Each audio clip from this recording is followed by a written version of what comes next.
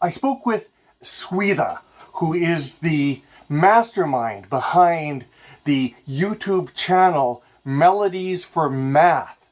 She's a musician, a math enthusiast, a future computer scientist, a past NASA intern, and a current high school senior. This lady's going places. Here's the interview. Tell me everything you want to tell me about Melodies for Math. I saw this thing and I thought, this is so cool. Tell me from your point of view, what's going on and who are you and all that other stuff. Okay, Talk. So my name is Swetha. I'm the founder of Melodies for Math. I'm going to be a college freshman soon at the University of Texas at Austin, and I'm really excited about that. In terms of Melodies for Math, it's the project that I'm most proud of that I started so far. I started it in March of 2020, and it was just right before the pandemic hit. I didn't even know that it was going to be a thing, like, when I started it. So, but it was a blessing because it allowed me to grow the project.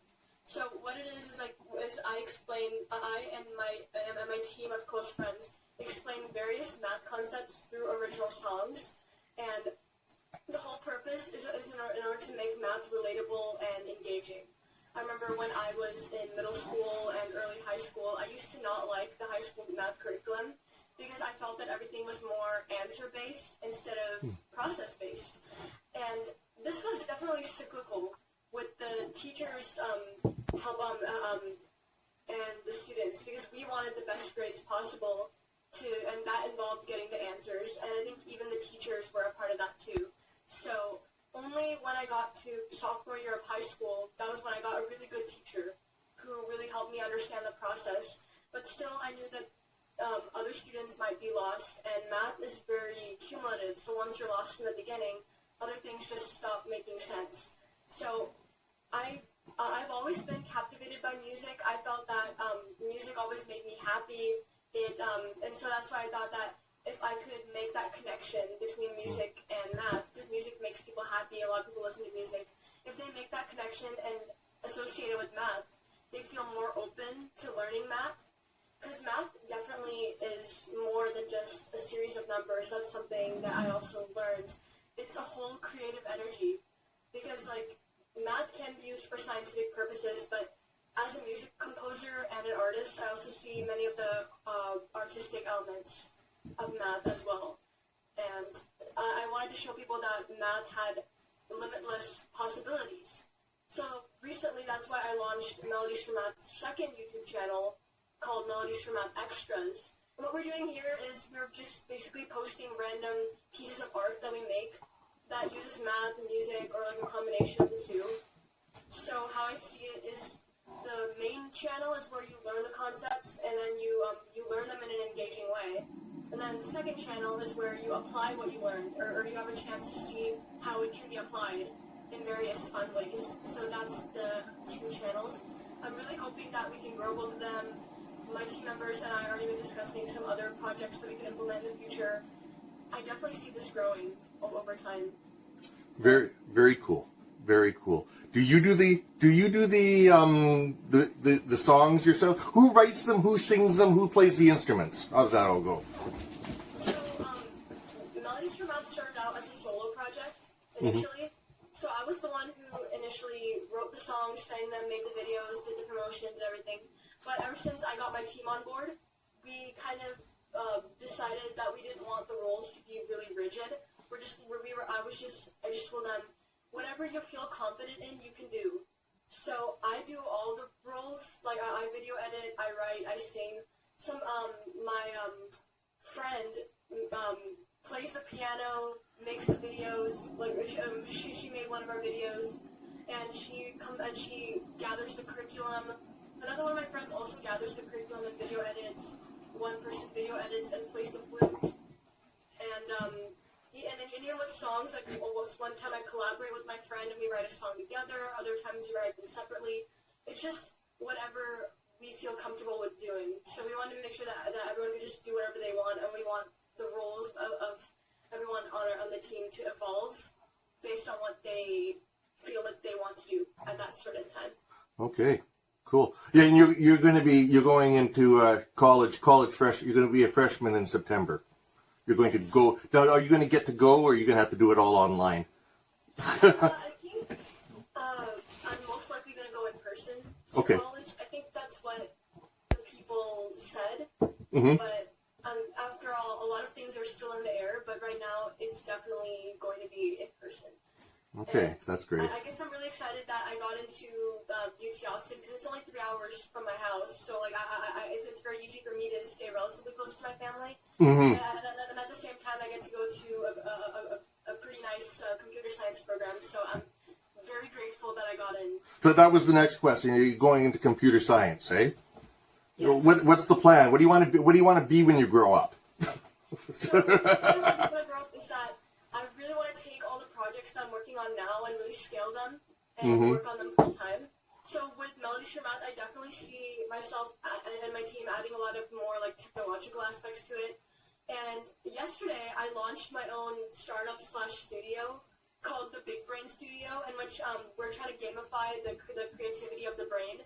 It's like the brain like really fascinates me and everything, and the whole idea of creative energies, which again ties into my work with Melodies for Math. So I'm gonna drop my first game on the App Store.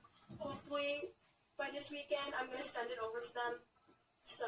Oh, that is, I didn't tell me that when we first talked. So, you know what, if there's something any links that I can put down there to any of the stuff that you're doing, I need you to send me that, and I will linkify it all. Okay.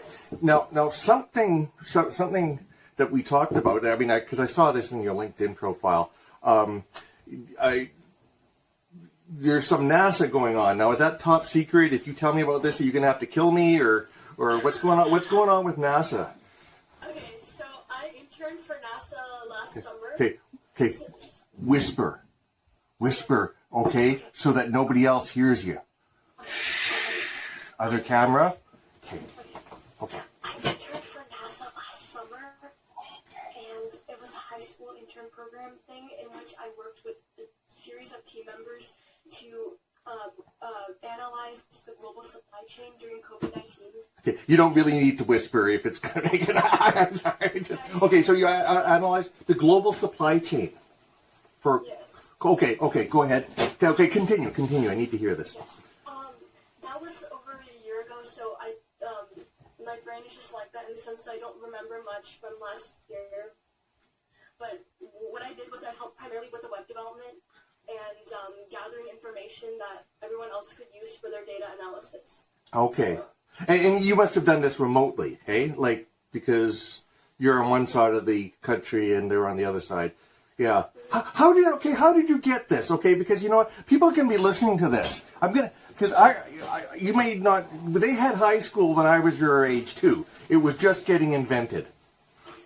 Okay, and you know, and I can see high school students listening to this and going, oh, she got into NASA. What'd she do? So just tell me about that. So the specific program that I did was the NASA SEAS internship program, and it's a partnership with UT Austin. So it's about Earth and space science. So there's an application that I believe opens up early in the year, and you have to fill it out. It's kind of like a college application in some senses. Okay. So if you do this, you probably have a good idea for what's going to come with college apps. So the application is due by Feb, and then afterwards they let you know your decision by May. Okay. And this is open to what? Anybody on the planet, or U.S. citizens, or high school students, or what is this thing that you did? I think this year we had one international student. Okay. But like, generally it's people from the United States, because if it were in person, you would have to travel to UT Austin and stay there. Okay. Because it's through the university, Texas. Yeah. It's a partnership with NASA and the university. Gotcha. So it's for incoming juniors and seniors. So it's for incoming 11th and 12th graders. So 9th and 10th graders can't do it.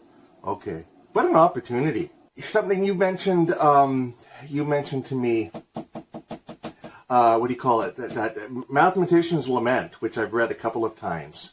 Yes. And I'm a little bit, what do you call it, fanatical about it myself. If you read any of my stuff, you might even go, this guy's been reading the Mathematician's Lament. Yes. I can't remember. What's the guy's name? What's his name? Shoot, we're going to have to look. Now we've got ourselves. He wrote a book called Measurement. Lockhart. Yes. Yeah. Yeah, I think. Okay. That guy who inspired us, isn't he wonderful? Yeah. Okay. Okay. So what's your inspiration from him? And I'll post stuff down there too. Okay. So when I read it initially, I guess I felt like like in the Matrix when the main character like takes the red pill or whatever and sees the truth. Yeah. I guess I definitely felt kind of like that when I read it. But at the same time, I could also relate to many aspects. I really wish that I saved a bunch of quotes, but I have one in which I have one quote that really stood out to me from that, and it's mathematics is not a language, it's an adventure. And and the thing is, I initially I thought of mathematics as a language, and initially I said that it's a language, but I can definitely see that it's an energy that's also something that I thought of over time. But the thing is, just like art, like there's various forms of abstract art that can be subject to creative interpretation based on whoever's viewing it. So just like that, I think every person's mathematical journey could be different. Math is such a huge, everything in math is a huge spectrum. So there could be some elements that stand out to some people versus others. But I think that another important part about mathematics or creativity or anything in general is that it's always about, trial and error to see what works and what doesn't work. I definitely went through that as a musician, as a programmer, as an artist. When I was learning the programming languages, it was really tempting for me to try to memorize everything at first, and that really overwhelmed my head. But I guess if I got it after a lot of practice and a lot of so it's like it really helped me jog my critical thinking, because now instead of thinking in terms of the language, I think, oh, I need to make an algorithm that performs this function, and then I'm just gonna look up whatever code I need, or if I need help, I can just look it up online. I think that with math, at least in school, it's definitely not approached like that. I don't remember the last time I ever did a math project, except during Algebra 1 in when I was in 7th grade. And I could also talk about something related to that. So recently, I posted the project that I made in Algebra 1 to Instagram and TikTok, and it went viral on both platforms, with over 80,000 views on Instagram and 65,000 on TikTok. Oh my! And it was the Golden Gate Bridge, but I graphed it using Desmos, and yeah, discovered that I had it, and so I uploaded it on there. Well, that's pretty cool. And then one of the Instagram comments I got was, "I can't believe I never met someone who could make math look this good." And then I got other comments saying, "I don't like math, but your account made me appreciate the beauty of it more." So I really love comments like that, because math is genuinely beautiful, and schools really need to, the education system really needs to convey that. Like, instead of, the thing that I hated most in geometry was proofs, especially I made, because it's like, instead of me using my own words, I have to make sure that I get the property name correct. Okay. That's what I focused on, and I'm like, it's better for, I just want to see more trial and error and experimentation in math in general, and that's definitely like what the Lament gets into. Yeah. It's there's so much focus on getting the answer in the back of the book, right? And now the thing is math. That's part of it, is getting the answer in the back of the book. And even you mentioned about it being a language. That's part of it. It's a language, but it's not just a language. Can you imagine learning a language just for the sake of knowing the language? But the language is for communicating. And so it's like studying English but never reading any literature, right? Or like in Lockhart's thing, studying the music but never hearing it. But boy, you can transpose a piece, and you can write out all the notes, but we don't let the students have the musical instruments because they might break them. Yes, exactly. Yeah. I feel like me music theory definitely helps me a decent bit, like when composing, but a lot of it is just me saying, I had this crazy idea in my mind, and I'm just gonna roll with it, and and see what happens. So I feel like whenever people are just exposed to the theory and not really drilled in on the creativity, it can be kind of limiting, because it's kind of like, I've definitely felt this for a long time before I had my creative awakening. Mm-hmm. I felt really, really guilty because I was thinking, I have all these amazing sources, but because I haven't really exercised my creative muscles, it's like I don't know what to do with it or how to use all these tools to their full potential. So, yeah, that also brings up another interesting point about how there's so much technology right now, and the possibilities are endless for what we can do. And I feel like the education system really needs to catch up. Yeah. I definitely feel like the whole I think what I said before definitely applies about things being cyclical on both the teachers and the students' end, because especially in like high school and college jobs, I mean, like people everything is sort of based around numbers and standardization, and so that's why it's really, really tempting for people to want to take shortcuts. Yeah. In a lot of ways. So that's why solving the problem is a lot harder, because the problem is inherently complex, and that it's cyclical. There's so many different factors playing. So that's why I feel like it's important for people to have this math creativity instilled in them from a young age, and then because probably like in kindergarten there's probably not that many stakes as there is in high school. So it'd be really cool for students to get that mindset early, so that when they go into high school, they'll be able to apply it. Wi-Fi decided that the interview was over. Thank you, Swetha, for sharing your thoughts with my viewers.